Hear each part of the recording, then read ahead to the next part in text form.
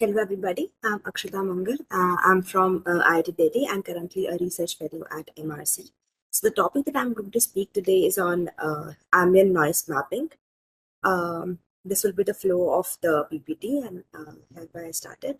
So, essentially, the estimated estimation of radiated noise, that is, underwater radiated noise from the marine vessels, has become a very important research challenge because what happened during the pre-industrialization arena was that there were quieter oceans, there wasn't any sort of shipping and less of the merchant traveling through the sea routes. But now, after the industrialization and especially the post-industrialization, there has been a very sudden increase in the shipping and in the merchant activities that are taking place with the oceans. So all of this has led to an increase in the anthropogenic noise. So what is essentially anthropogenic noise are basically the noise that are not natural, you could say. Those are human made things, the human interventions that we have. The shipping noise is basically the single source of the ambient noise in the oceans. And because Indian Ocean region, the IOR, has emerged as the most one of the most critical sea area in the 21st century because of its sea routes, because of the trade that happens through it, and because of its presence in the worldwide. So that is why the main focus will be the Indian Ocean region for this particular project. The shipping traffic due to the merchant marines and the naval deployments have seen a manifold rise in the Indian Ocean region. So after the industrialization, essentially from the 1850s, you could say till date, there has been an increase, I could say a sudden increase, and also because of this thing, there has been a lot of effects that has taken place in the marine environment.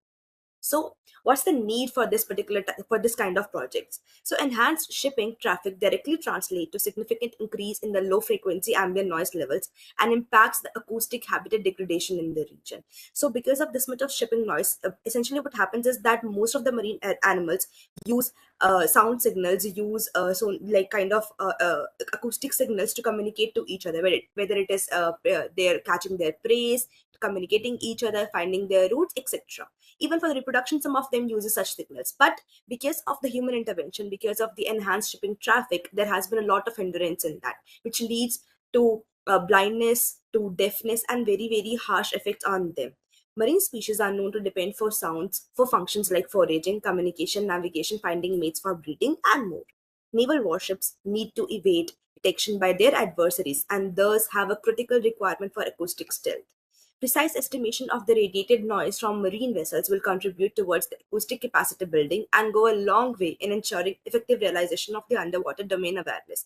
That is the UDA framework. So there's an urgent need for calculating the ambient noise of particular regions so that there can be some steps that are taken, be it military deployments or because if it is shipping, we need to come it and we need to be careful for the usage of such things in order to protect the marine environment.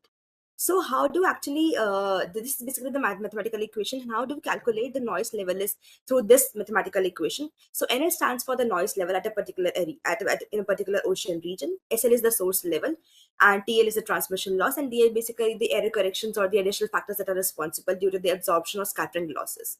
So source level basically reflects the initial sound intensity of the sound source. Now, when a vessel is standing there at a particular position in an ocean, how much sound it is producing, how much noise it is producing.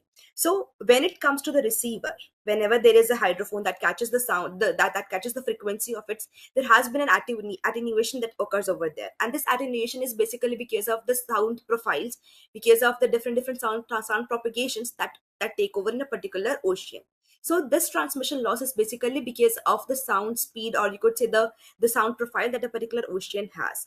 The received noise level is basically the NL, that is the received intensity, or you could say the sound intensity that is received at the hydrophones. And TL is basically the accounts for the attenuation of the sound energy due to the spreading of the sound waves over the distance. So for the calculation of source level, there has been a lot of models that are developed in the areas. So if you'll talk about the chronological order of the models, the earliest model was developed by Donald Ross, which is the Ross model.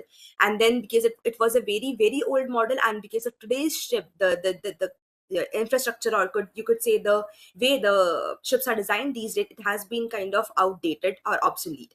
So these days Wittikin model has been in much of the use. Also there were some changes that were developed in the Ross model which lead to the evolution of the Randai model, and there was also Wales and Heitman model in between them. So these are actually the model that has been used for the calculation of the source level. So it's important to note that specific models and methodologies can vary depending on the particular source of interest and the available data or information. These models provide a foundation for estimating the source levels, but their application may require further adaptations or refinements based on the specific context and requirements of the study. But for this particular project, we have used the Wittikin model. The Wittikin model or the Wittikin-Kensler model is widely used for estimating the source levels of the ship noise.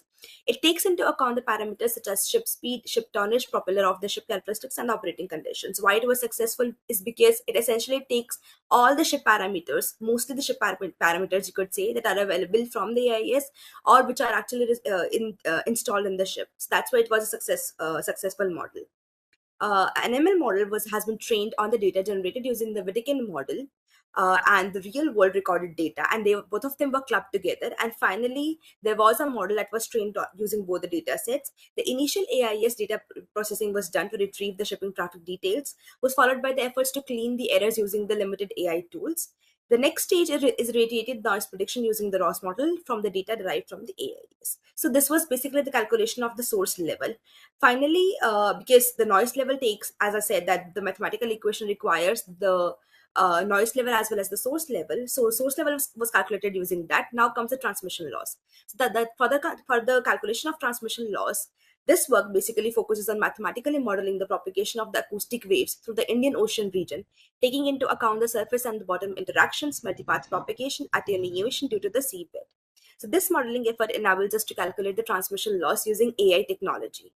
An open source Python implementation of the PE range acoustic model, that is the PyRAM, has been used to train the model. So this particular open source implementation was available, which we deployed and we generated, and a dataset was given to it through which we were able to calculate the transmission loss. So finally, we have got the source level as well as the transmission loss, and this will lead us to calculate the noise at a particular region. The basis of the calculations made by the PE-RAM model is the numerical integration of the wave equation of acoustic propagation. So basically, this line basically shows that the PE range actually comes from the wave equation only after making certain arrangements as per the needs and the requirements for the Indian Ocean region. This is basically the mathematical formulations for the transmission loss. This is how it is calculated. So why we used parabolic equation models, because after thorough analysis and after the deductions, we concluded that out of the 5 or 6 models that are actually there for the calculation of transmission loss, parabolic equation model was more suitable for the Indian Ocean region. So we concluded that we'll be using parabolic equation model, which requires the sender and the receiver positions as well as depth, bathymetric profile, sound speed profile, seabed density, and seabed attenuation values, and a lot more. Considering the complex nature of the mathematical modeling required to estimate the transmission loss by the PE-RAM model, it can be concluded that PE-RAM model uses a complex non-linear functional mapping to accurately estimate the transmission loss. Because we are using AI technology, so we must be very much clear which AI how we concluded that it'll use a deep neural network, because we found that parabolic equation model is actually a complex non-linear function. So only a deep neural network will be able to replicate some sort of that function.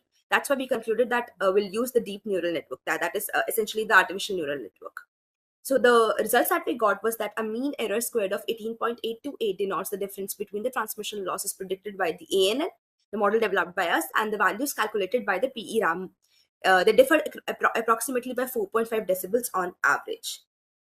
And coming to the output, this is how the noise, or you could say the ambient noise of a particular region at a particular instant looks like. The cumulative noise map at 200 Hz frequency, estimated average noise across the area of is 113.43. So this is the average estimated noise by the model, the ambient noise of the particular region.